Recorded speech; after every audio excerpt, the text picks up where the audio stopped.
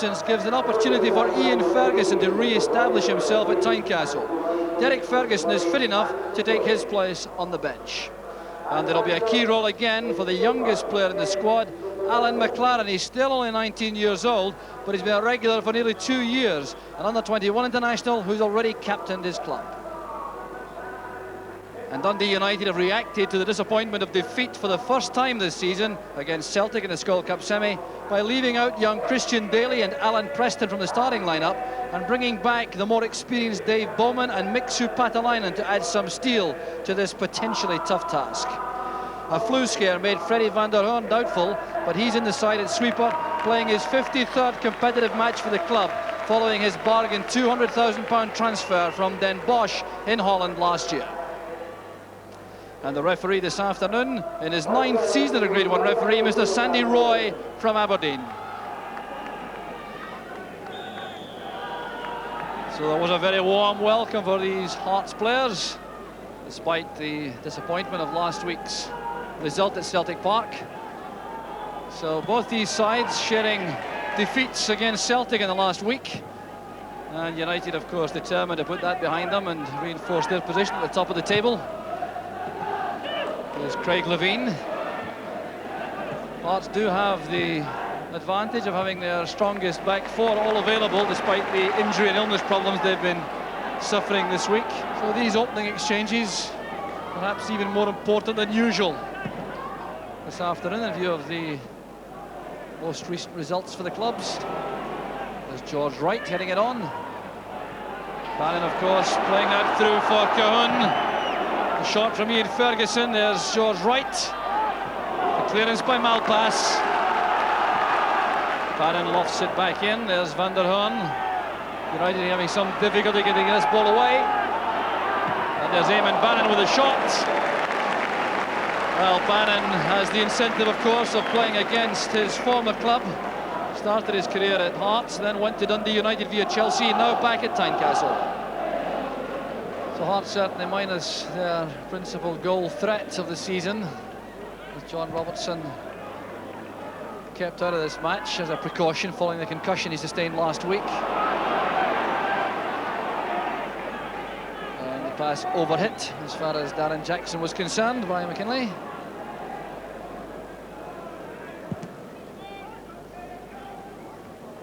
Foster Norrigate forward. McInally will be quick enough to get there ahead of Ian Ferguson.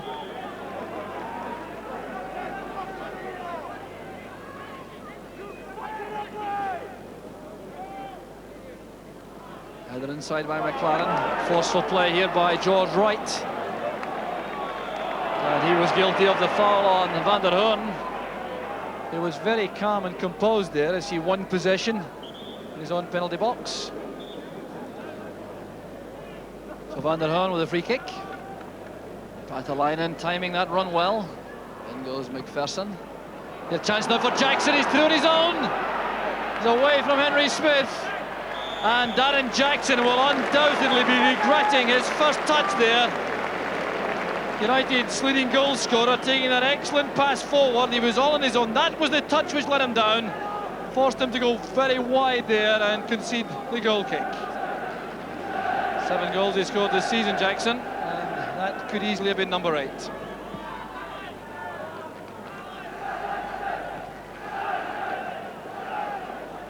Good play by McPherson, sidestepping Roy McKinnon. Eamon Bannon. Good running by Ferguson up front, dragging van der Hoorn across. Far post cross, in came Kahun. There's the chance for Wright. Well, he had to take that first time, George Wright, but it was all down to the good work from Ian Ferguson up front. Playing that across to the far post. Kahun did well, challenging McInally, and there was Wright with a first time effort. Welland now to van der Hoorn. Welsh peeling off to the left to make an angle again. Patalainen, very powerful. Out of luck there on that turn, trying to do that very quickly and conceding the throw. Foster got a touch, then Malpass was quickly in on Ferguson. Here's Ian Ferguson again. Fine past that to McKinley. Here's Bannon. Sullivan is with him. Bannon trying to get in the cross. He's done well. There's Ferguson with, well, Ian Ferguson started that move all by himself inside his own half with a superb crossfield pass, which allowed Bannon to come forward on the left, and then he was in the end of the cross, under pressure though from Welsh.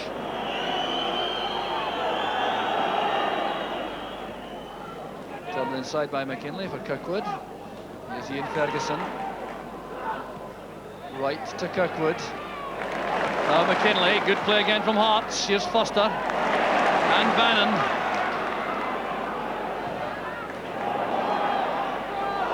Oh, miscue there from Jim McInally, but it fell kindly for United. Freddie van der Hoorn doing the confident tidying up operation. Good play this. The ball flighted to Wayne Foster, down to Bannon, controlling it, setting himself up for a very accurate cross, which wasn't taken by the Hearts forwards. Then McInally miscued, but van der Hoorn was there. Ferguson lofting it forward. Breaks for Foster. Another good break for Wayne Foster. There's Kirkwood across to McKinley. Trying to take on Cleland on the outside. That's not easy, but it's good play by McKinley. And well held by Billy Thompson. Billy Thompson is giving Alec Cleland a lot of stick there for not completing this tackle. He was ahead of McKinley, but a little bit soft with the challenge, allowing McKinley to win it back and force Thompson to make the catch. Billy McKinley for United. Jackson, Bowman. McKinley again. Jim McInally's made this run right across from the left flank. He's in behind the defence. There's Patalainen! And excellent defensive play by John Cahoon. Well, what a run that was from Jim McInally as this ball was flighted into space there by Billy McKinley. McInally, who'd run 50 yards, judged as well, pulled it back for Patalainen, and look who's back, it's John Cahoon. McKinley to Bowman, he's found space in the middle of the field. He has Jim McInally free over on the left. Good running there by McKinnon. Appeared to be brought down there, yes, it was Kirkwood who conceded the foul. So a late opportunity in the first half for United to go in front. Freddie van der Hoorn sprinting forward to become involved in this, calling to Jim McInally to leave the free kick. So the two blonde figures in the box for United are the main dangers, Brian Welsh and Mixu Patalainen. Played in by van der Hoorn. Ended away by Bannon as far as McKinley, and there's no time for any more attacking play from United. Applause, particularly I think from the Hearts fans, as the side depart at half-time. It's been very evenly fought out, with United having the early advantage, then Hearts getting the grips of things in midfield. So a second half of great interest to come at half-time. It's Hearts 0, Dundee United 0. Jim McLean, the Dundee United manager, reverted to the 11 who started the match last week at Tannadice against Rangers, and if you recall that match on Sportscene, you'll remember how well United played, particularly in the second half. So it's that same team turned out again against Hearts, and United certainly started this match very well indeed, although Hearts fought their way right back into contention. So it'd be a very brave man who would predict the outcome of this particular contest. Certainly no obvious change in the Dundee United team structure for the second half. There's Jim McInally. Jackson trying to come off his man. He was taken from the back by McPherson. Well, that was a sore one for Darren Jackson. He does that particularly well, the way he comes off a defender, make a little bit of space for himself and try to set up a move from a supporting midfield player, but Dave McPherson was giving him no room at all, as you will see from this. Played forward by McInally. Jackson coming off McPherson half a yard, trying to control it and then taking that thump on the right ankle. So Jackson lips back into the fray. Here's Freddie van der Hoorn. Welsh going up, the ball found its way through to Jackson, who clearly has not yet fully recovered.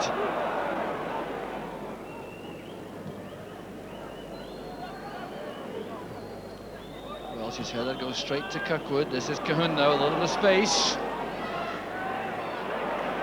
Good running by Kahun.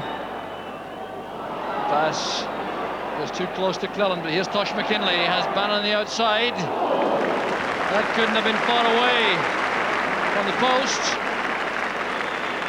But Tosh McKinlay coming forward here to good effect, stepping inside this man and then letting fly with an angled shot, which was indeed well off target.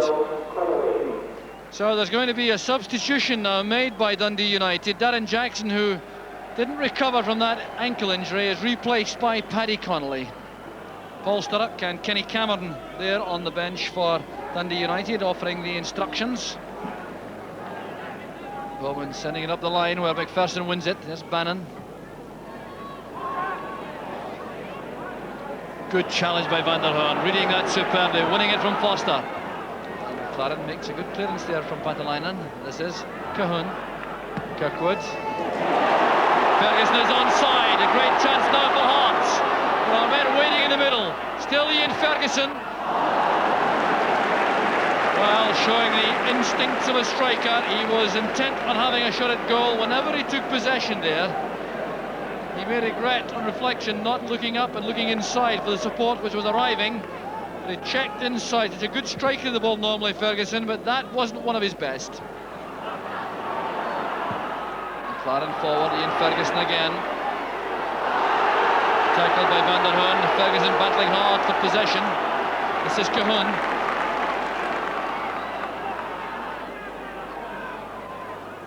McLaren has McKinlay free on the left. Now Foster, well taken down. Well controlled by Foster. He'll be disappointed about the shot. This is a good pass again from Tosh McKinlay with that very educated left foot. Controlled well by Foster. The shooting chance was on, but the accuracy wasn't there.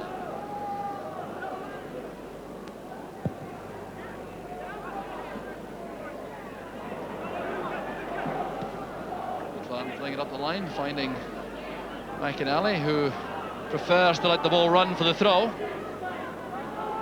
There's van der Hoorn, appears to have recovered completely from the ankle injury sustained earlier on in the second half.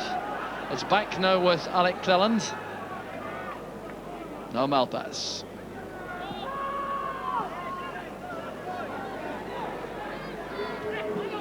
Van der Hoorn to McKinnon.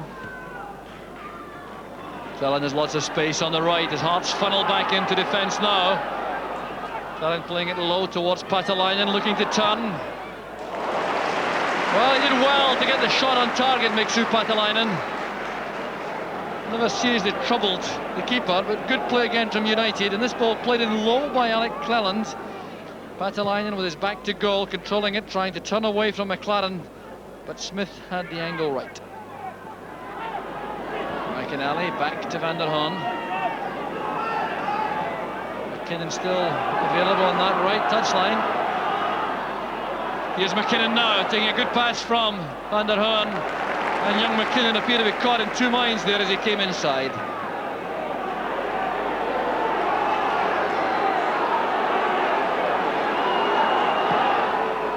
Kirkwood to McLaren.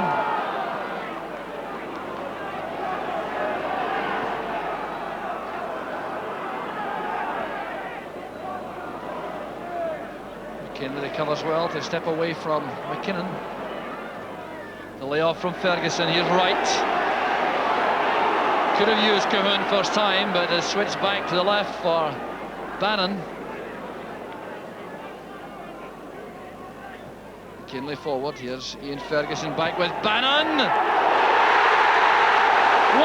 to Hearts. But it was the former Dundee United connection which did the damage. 7 minutes into the second half. And this was brilliantly set up. The ball forward here to Ian Ferguson. The layoff to Bannon. And the shot not stopped there by Billy Thompson. Well, Ferguson and Bannon, both former Dundee United players, so they'll take particular pleasure in that goal. Well, pass forward. Here's Dave Bowman. Connolly comes from the right. Back it goes to Bowman. And a great blocking challenge there made by Dave Kirkwood. That was very important for Hearts because it looked as though Connolly had opened up the Hearts defence.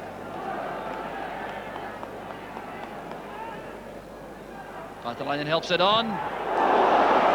And a great opportunity there for Jim McInally. Well, the corner kick from Preston, touched on here by Paatelainen. And McInally may now regret trying to blast that into the net. He had a great shooting chance. Hearts have settled in well on their lead since Eamon Bannon's goal. And in the end, this would be a victory which they could scarcely begrudged for the effort put into the whole match.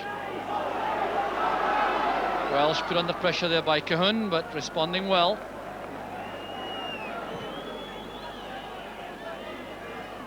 Ferguson's header straight to Derek Ferguson. Back it goes to Henry Smith.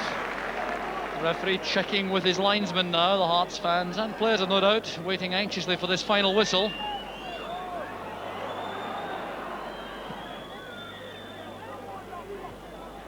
Headed away by Malpass. This is Kirkwood.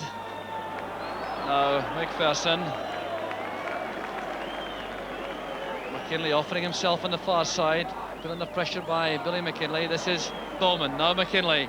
A last chance perhaps for United. Here's Connolly. Checking inside, looking for support. He gets it from Billy McKinlay.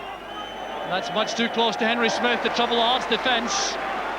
That may well be the last effort from Dundee United in attack. The linesman indicating to the referee that time is up. And referee Sandy Roy agrees. The league leaders are defeated. They're knocked off their perch at the top. Joe Jordan departs up the tunnel, a very contented man, I've no doubt.